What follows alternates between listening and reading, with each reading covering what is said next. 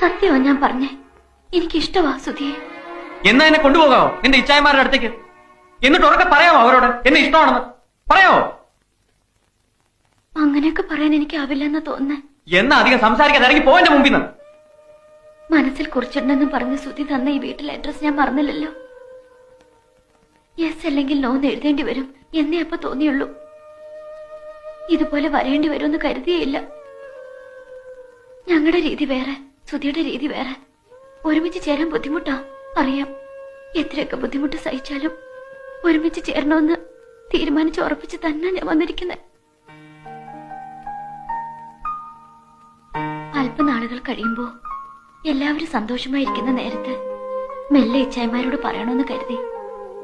ആദ്യമൊക്കെ കുറച്ച് ബഹളം ഉണ്ടാക്കിയാലും ഒടുവിൽ അവര് സമ്മതിക്കും. എന്റെ വിശ്വാസം അത് സത്യം.